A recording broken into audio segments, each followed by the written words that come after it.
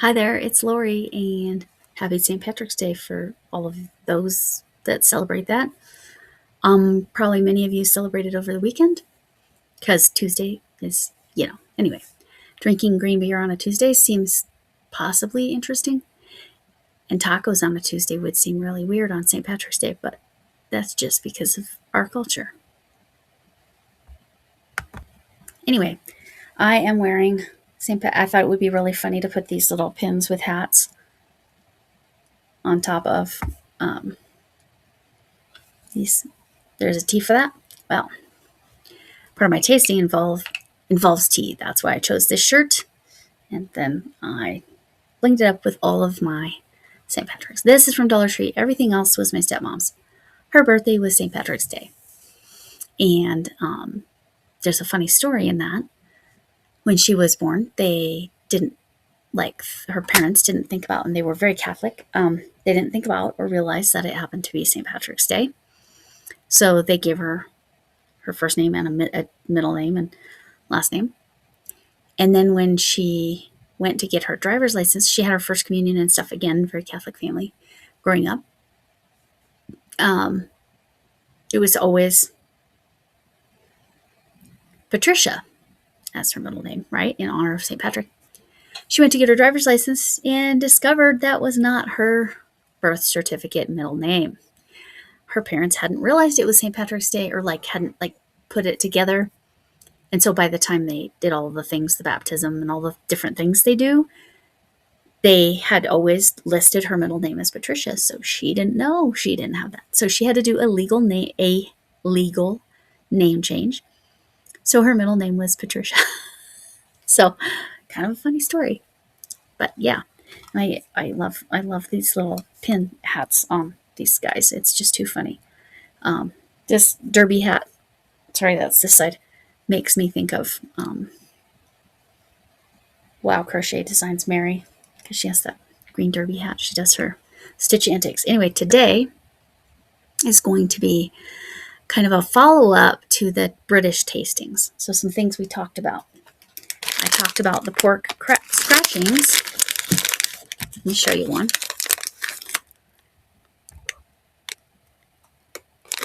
There's a better one. Okay, I said they were more like pork crackling, what we call crackling. See how it's like skinny strips? And it can include, now this is poco picante, which means slightly seasoned with red pepper. My husband loves these, so he'll get these right after I'm done with them. But these are more similar to each other, minus the seasoning, than what we call pork rinds. Okay, look at what a pork rind is. It does not have the skin. It's whatever's next, the epidermis or whatever. So a pork rind versus a cracklin. Okay, so hopefully that will help. Because yes, my initial thought was pork rind, but then I'm like, no, it's the cracklin. It's what we call cracklin, which is the skinnier pieces. And Missy thinks she's getting a snack. All right. Then I said, oh no, I forgot something. I'll pause it when I go over and grab it. No, you are not getting the cracklin, child. She's not a child. She's a cat. She thinks she's a human. Okay, I hid them from you. I said that this Horlicks tasted like the inside of a Whopper, not a hamburger. So this is like a Malteser, but this is the American version. Not as good, not even close to as good. But yes, Whoppers. I wanted to show you what they were. And then we'll do this one right now. So I bought these not knowing what they were. And I was like, well, they are like Milk Duds, but not as good. So American Milk Dud. I will get one out. I don't think she'll take off with the Milk Dud, but also this cat is insane and took off with the Jaffa Cake. So, All right. So here's an American Milk Dud. It's kind of hard, chewy caramel inside. Pop It. Let's see where they're from.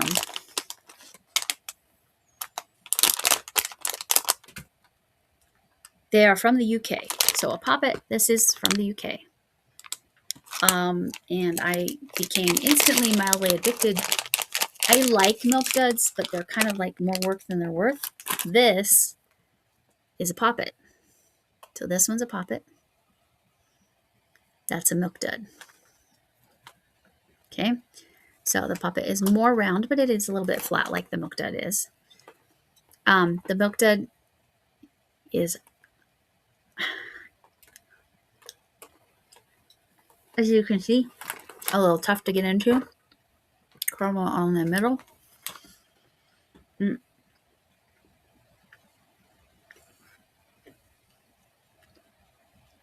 cat.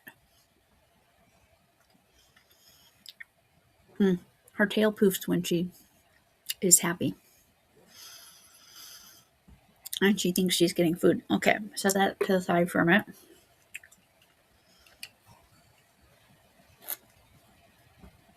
Versus, I just bought those Milk Duds. Keep that in mind. I've had these Pop Its since Christmas. I just opened them recently, but okay, keep that in mind. Those Milk Duds are fresh from the store. Bit through it, no problem.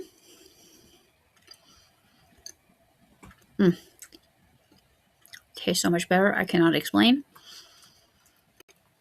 So much better. But those are a much better version of the Milk Duds. The thing I forgot to bring in, and I'll pause the camera and go get it. You know that we call them chips. They call them crisps. Not French fries. These are not French fries. These are what we call fries. I don't know how many of you have even had any of these. They're like crispy. I'll open this because I'm sure that the teenagers both love these, so I'll give them to them. I don't particularly like these. I love the British fries. So sorry. Okay. And this I'm going to have to put way up high so the cat does not get it. So this is what they look like. Okay. So if you see fries in a bag, that's what they are in the US.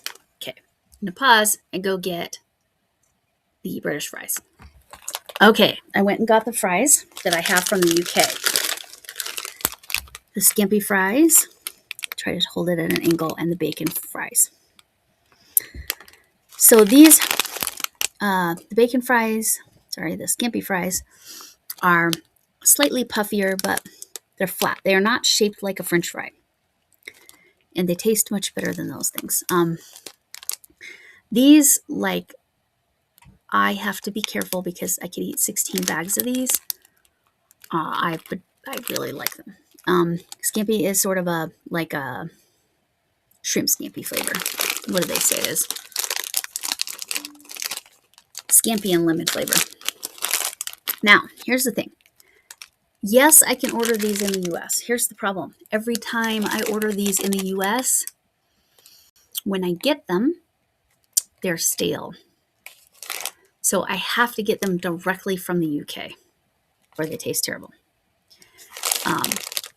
These are addictive and amazing and yummy. My husband's a big fan of the scampi. I like the bacon. I like them both. I probably prefer the bacon slightly. But yeah, so there's all those differences. Now, for an actual tasting, I'm finally trying the Cherry Bakewell Biscuit Brew tea. I'm tasting it unsweetened first. Let's see what I think of that. It's nice. That's very interesting. It's definitely got a nice cherry flavor in there. Interesting. I'm going to pause this for a second. I'm going to add one thing of sweetener. Normally in my cup this size, I add 2 things of stevia. I'm going to add 1. Just see what it tastes like. Okay, this hydrate please sticker was from my daughter. So, too cute. All right, I'm going to try it with, like I said, just one bag of this stevia in the raw.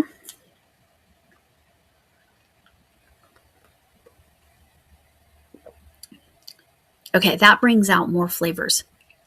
Now I can kind of taste the cherry Bakewell, the actual Bakewell part, the like bready part, which is, I understand, probably strange to those of you that don't drink a lot of tea flavors. I like it. And I only need one, which is kind of flavor enhanced.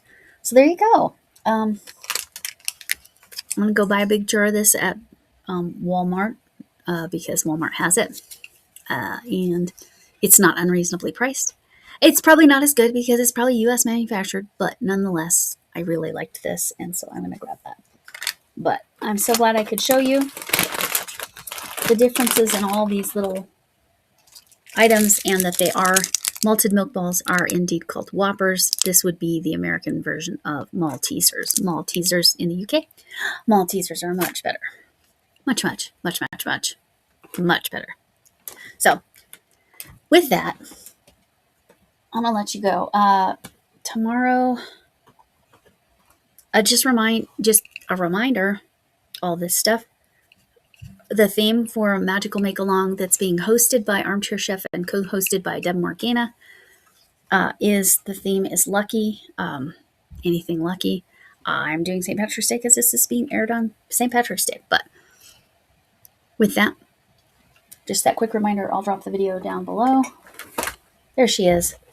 Missy was in front of her. All right. Hugs from Mima Potato Head.